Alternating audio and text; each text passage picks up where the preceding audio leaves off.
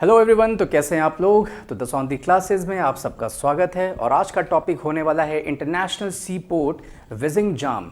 एक international sea port का आज इनॉग्रेशन किया गया है, यानी कि आज मोदी जी ने विजिंग जाम इंटरनेशनल सी पोर्ट को भारत को सौंप दिया है। तो क्या है देखिए, सबसे पहले तो इस फोटोग्राफ में देखिए, पीएम मोदी कमीशन विजिंग जाम इंटरनेशनल सी पोर्ट। और इस पोर्ट को बनाने का जो काम था वो दिया गया था अडानी ग्रुप को। वैसे तो केरल गवर्नमेंट और अडानी ग्रुप दोनों ने मिल करके इस पोर्ट को बनाया है और ये token of respect Modi ji के द्वारा दिया जा रहा है अडानी जी को। और देखिए यहाँ पे क्या लिखा गया है, where vision docks progress sets sail. ठीक है, तो क्या है आइए ज़रा देखते हैं। विजिंग जाम सी पोर्ट, सबसे पहला जो पॉइंट आपको पता होना चाहिए वो ये पता होना चाहिए कि भारत यानी इंडिया का जो कोस्ट लाइन है दैट इज 7800 किलोमीटर्स।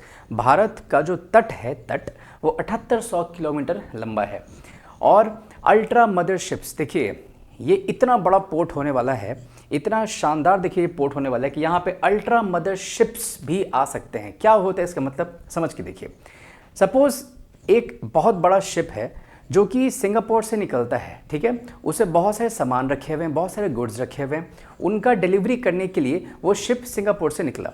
लेकिन क्या ये गारंटी सी बात है कि उतने बड़े शिप में सिर्फ एक देश के लिए ही बस केवल गुड्स जा रहा होगा, है ना। तो वो जो शिप है वो और बहुत सारे देश में, सपोज वो इंडिया आएगा तो जो सामान इंडिया का रखा होगा डिलीवरी के लिए उस शिप में, उस पर्टिकुलर जो भी वो जो गुड्स होंगे उन गुड्स को वहाँ पे इंडिया के पोर्ट पे उतार दिया जाएगा।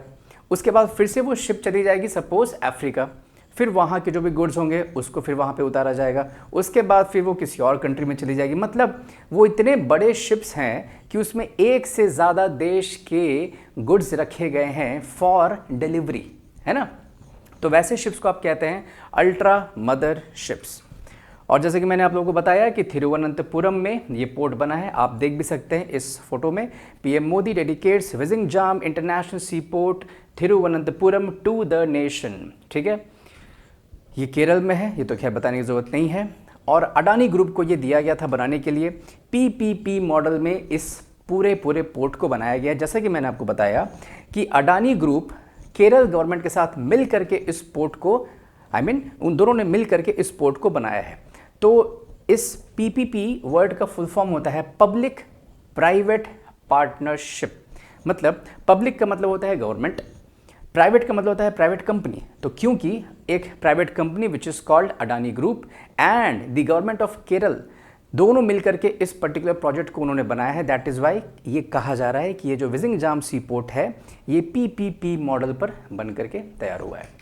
फिर देखिए बड़ा ही देखिए इंटरेस्टिंग पॉइंट है, 2015 में इस पोर्ट को बनाने की शुरुआत की गई, लेकिन 10 साल के बाद 2025 में ये पोर्ट बन करके तैयार हो चुका है। लेकिन थोड़ा इसमें मैं आपको एक पॉइंट एक्स्ट्रा बताना चाहूँगा।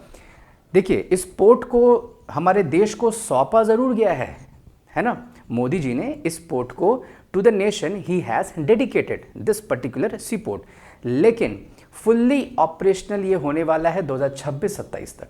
लेकिन बन करके ये बिल्कुल रेडी है, बस इसमें कुछ और जो फॉर्मेलिटीज़ होती हैं, कुछ और टेस्टिंग, कुछ और क्वालिटी चेक्स, ये सब बस किए जाएंगे और उसके बाद फिर इस पोर्ट को 110% तरीके से उतार दिया जाएगा फुल्ली ऑपरेशनल मोड में। ठीक है, ये देखिए बड़ा ही इंटरेस्टिंग पॉइंट है। जब शुरू किया गया था इस प्रोजेक्ट को बनाने का तो उस समय 7,525 करोड़ बताए गए थे कि इस पूरे प्रोजेक्ट में खर्च बैठेगा।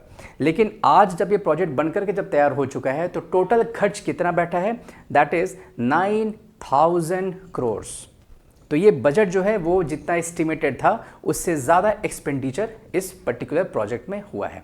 ठीक है, first transshipment port, very very important keyword.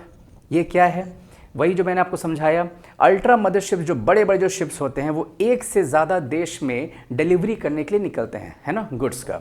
तो अगर वैसे कोई शिप हैं जो कि एक से ज़्यादा देश में जाने वाले हैं, है ना, तो आप उन्हें कहते हैं ट्रांसशिप।